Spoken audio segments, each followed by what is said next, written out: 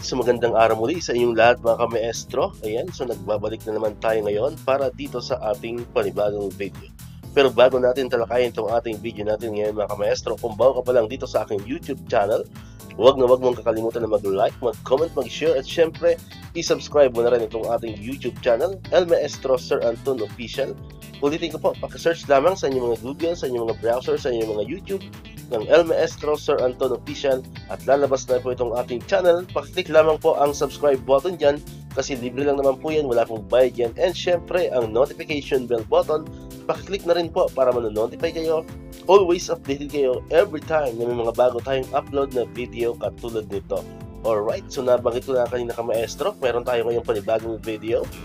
Ang video natin ngayon mga maestro ay pag-usapan pa rin natin itong PBB 2022. Ayan, so may mga nagtatanong kasi sa comment section ng mga uploaded videos natin and syempre sa page natin may mga nag-PPM din kung may chance pa raw ba na matanggap natin itong PBB 2022 para sa DepEd ngayong buwan ng Mayo.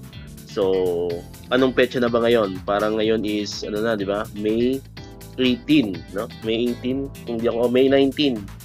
So ngayong araw po ay as of the moment ginagawa ko tong video is May 19, 2024. So ibig sabihin yan, meron na lang tayong 12 days bago matapos ang buwan ng Mayo.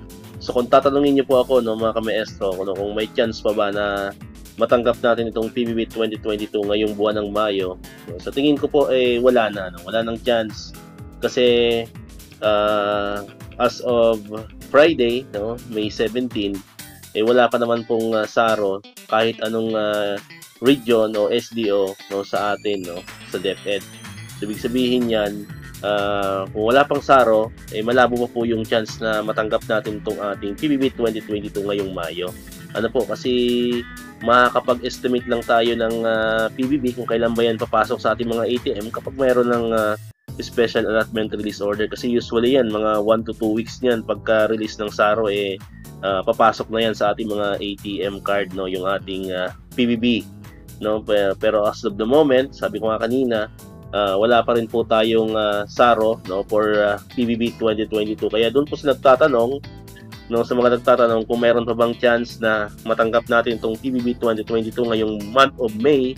Sa tingin ko po ay mahirap na pong umasa pag umasa tayo baka masaktan ka lang so wala na pong chance hopefully ngayong June as early as June siguro pero hindi mahirap pa rin sabihin na June based naman doon sa mga prediction natin sa mga nakaraang vlog natin, mga nakaraang video natin and based na rin sa mga previous experiences natin sa PBB natatanggap natin yan especially itong pandemic, di ba? Kung hindi July, August, so mga ganung buwan, so mag-aantay tayo, siguro starting June hanggang August, siguro yun yung mga months na kung saan ay may posibilidad na patanggap natin itong ating PBB, pero mahirap pa rin pong magbigay ng eksaktong buwan o eksaktong petsa, kasi wala pa po talaga nakakaalam tungkol dyan. Hopefully po, nasagot ko yung mga nagtatanong sa mga comment section natin, sa PM via PM kung may chance pa daw na makuha natin itong ating PBB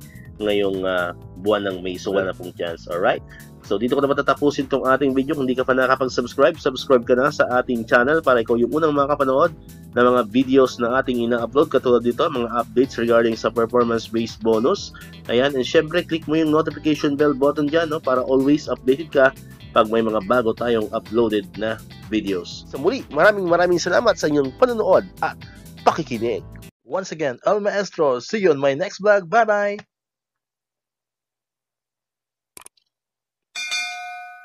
1, 2, 3